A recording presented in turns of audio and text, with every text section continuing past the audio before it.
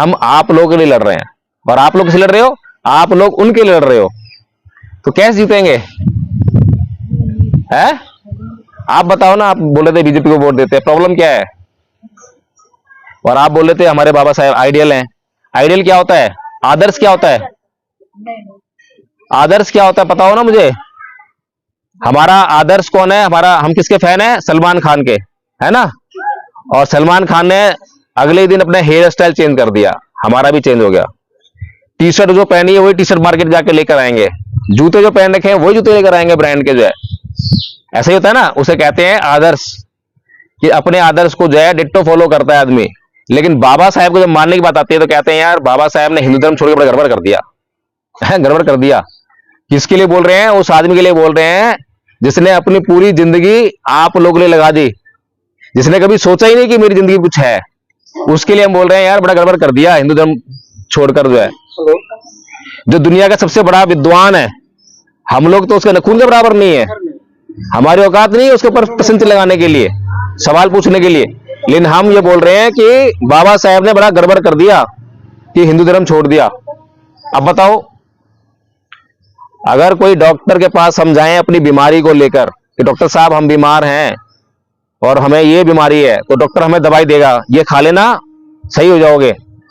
वो दवाई अगर हम ना खाएं, घर पे तो ले आए लेकिन खाई नहीं, सही हो जाएंगे क्या?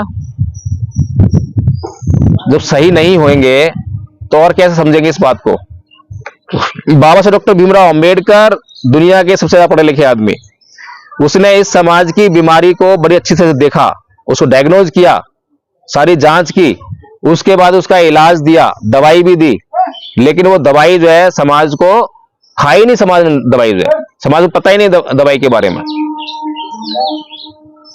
तो कैसे बताइए, कैसे करें? आप लोग क्या चाहते हैं हमारे से? जो है हम लोग ऐसे ही जो है ये उठा के और फिरते रहें, दिखाते रहें, और कभी बीजेपी वाले मिल जाएंगे तो हमें डंडे मार के भगाएंगे, कहीं से कोई टीएमसी वाले मिल जाएंगे वो डंडे मार के भगाएंगे। ब्राह्मण तो मारेंगे ना हमारे से, वो तो पुचकारेंगे नहीं। अब जैसे हम बात कर रहे हैं, अभी यहाँ पर कोई आ जाए कोई नेता जो है तो हमसे प्यार करेगा कोई है? या हमें पैसे देगा, लो भैया बहुत सा काम कर रहे हो। हम आपको जगाने का जो काम कर रहे हैं वो तो बड़ा खतरे का काम हो ना हमारे लिए, है? अपना घर बार छोड़कर 1500 किलोमीटर दूर, हमारा बेटा वहां पे अकेला है, तो कुछ छोड़ छाड़ के आ रहे हैं। तो बाबा साहब डॉक्टर भीमराव अंबेडकर ने दवाई दी ना। पहली दवाई तो क्या दी थी? आपको एक मूल मंत्र दिया था, पता है आपको मूल मंत्र क्या बाबा साहब का? बाबा साहब का मूल मंत्र क्या है कि आप जो है कैसे सुखी रह सकते हो। हिंदी में आप लोग बहुत सुनते हो कि शिक्षित बनो, संगठित रहो, संघर्ष करो। थोड़ा मामला उल्टा हो गया, अंग्रेजी में कुछ और कहा गया। अंग्रेजी में कहा एजुकेट, एगिटेट, ऑर्गेनाइज। कितने लोग जानते हैं इस बात को? सही कौन सा है, अंग्रेजी वाला या हिंदी वाला? हिंदी वाला सही है। कैसे? इसलिए कि हम लोग जानते हैं हिंदी खास करके, और इनके काम है। बाबा साहब ने हिंदी में लिखा या इंग्लिश में लिखा? हिंदी में लिखा नहीं, बाबा साहब ने कुछ भी लिखा है वो सब इंग्लिश में लिखा है। तो इंग्लिश में उन्होंने कहा एजुकेट, एगिटेट एंड ऑर्गेनाइज। जो हिंदी वाला है वो गलत है। एजुकेट का मतलब जो है शिक्षित करो होता है, वर्ब है वो। और हिंदी में क्या बोला? शिक्षित बनो।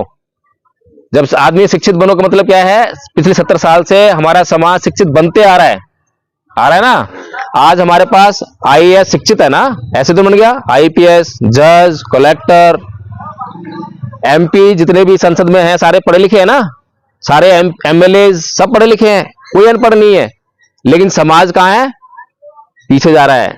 संविधान खतरे में आ गया है, लोकतंत्र खतरे में आ गया है। अरे भाई, इतने शिक्षित होने के बाद भी समाज खतरे में आ गया है। और जब एक ही आदमी शिक्षित था, है जब खाली एक ही आदमी शिक्षित था, बाबा साहेब, और तब उनका समाज जो है खतरे से बाहर निकाल रहा है उसको। और जब इतने सारे समाज में हर जगह पढ़े लिखे हैं, तब हमारा समाज खतरे में आ गया। कारण क्या है कि वो जो अंग्रेजी और हिंदी का जो ज्ञान है ना वो गलत हो गया। बाबा साहब ने कहा शिक्षित करो, और हमने हिंदी में कर दिया शिक्षित बनो। शिक्षित बनेंगे तो नौकरी हासिल होगी, और नौकरी क्या करेंगे? नौकरी से हम लोग मजे मारेंगे, है ना। तो बाबा साहेब ने मजे मारे क्या नौकरी से? बाबा साहब ने मजे मारे नहीं, तो तुम्हें कैसे बोल देंगे भाई मजे मारो? है? बाबा साहेब तो कर्तव्य देने वाले हैं।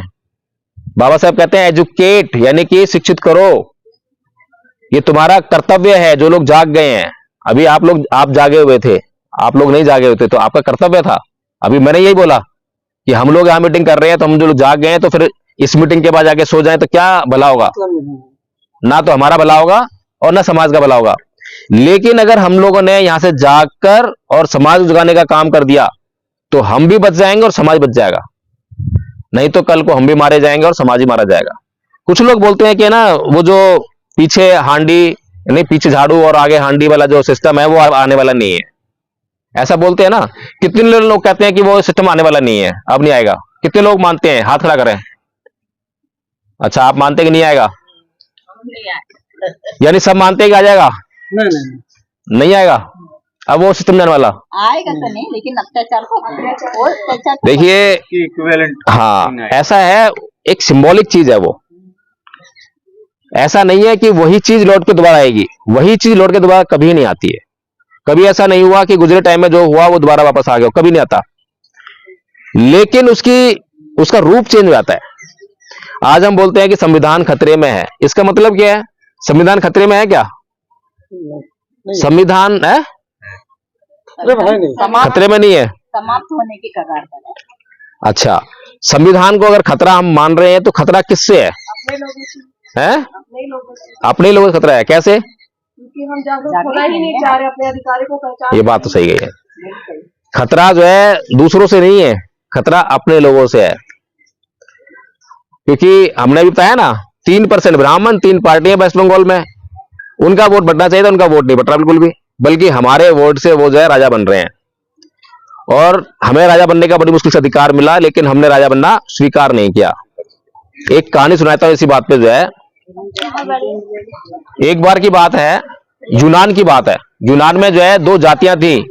एक पैट्रिशियन जाति, ऊंची जाति थी, शासक जाति थी, राजकीय जिसे कहते हैं, राजा वंशज जो होते हैं ना, राजा के वंशज, वो जाति थी। दूसरी थी प्लेबियन। अब जो प्लेबियन थे वो आम लोग थे, नीची जाति के लोग थे। तो प्लेबियंस को अपना राजा चुनने का अधिकार नहीं था, उनको वोट देने का अधिकार नहीं है। वोट का सिस्टम नहीं जैसे भारत में था वैसे ही वहां था। तो बड़ी मुश्किल से उन्होंने बड़ा लंबा संघर्ष किया, जैसे हम लोग संघर्ष किया ना। क्या हुआ? आप लोग बैठो ना। तो प्लेबियंस ने जो है बहुत लंबा संघर्ष किया, बहुत सारी जानें गंवाई, बहुत सारा त्याग किया, समर्पण किया। और इतने त्याग, समर्पण, बलिदान के बाद उन्होंने वोट, जय भीम नमो बुद्धाय सर, वोट देने का अधिकार हासिल कर लिया और वोट देकर राजा बनने और राजा चुनने का अधिकार प्राप्त कर लिया उन्होंने, पहली बार, बहुत बड़े संघर्ष के बाद। लेकिन वहां पर जो है एक सिस्टम था, वहां पर एक मान्यता ये थी, वहां पर एक देवी थी, और कोई भी राजा जो चुना जाता था, उस राजा को उस देवी के पास जाना पड़ता था मंदिर में। और उस मंदिर में जब तक देवी स्वीकृत ना कर ले उस राजा को, तो उस राजा को मान्यता नहीं मिलती थी। ठीक है जी। तो प्लेबियंस राजा चुन लिया बड़ी मेहनत के बाद, क्योंकि चुना जाना था, संख्या उनकी ज्यादा थी। पैट्रिशियन कितने? मुट्ठी भर। लेकिन प्लेबियंस जैसे हम लोग हैं वैसे थे, तो उन्होंने तुरंत से अपना राजा चुन लिया। और राजा गया देवी के पास स्वीकृति लेने के लिए। अब देवी क्या है? देवी तो पत्थर की मूर्ति है, लेकिन देवी को वहां पे जो पूजा पाठ कराने वाला पुजारी था। अब वो पुजारी ही देवी से पूछता था कि देवी तुझे ये राजा मंजूर है या नहीं है? तो वहां से जो है वो किस तरीके से वो करता था मैनिपुलेट जो है, और आके बाहर जो जवाब देता था कि मंजूर है या नहीं है। तो ऐसे ही जब प्लेबियंस का राजा वहां पर गया, तो वहां पर जो है पुजारी ने फिर पूछा कि हे देवी, तुम्हारा राजा तुम्हारे सामने खड़ा हुआ है, ये राजा तुम्हें मंजूर है या नहीं है? तो वहां से कुछ उन्होंने जो सिस्टम था उनका, तो आके राजा, वो पुजारी जो बताता है बाहर जो है कि ये राजा जो है देवी को स्वीकार नहीं है। इतना लंबा संघर्ष करके जो उन्होंने अधिकार प्राप्त किया था, अपनी अंधश्रद्धा, अंधविश्वास के कारण एक झटके में वो अधिकार उनसे छीन लिया गया।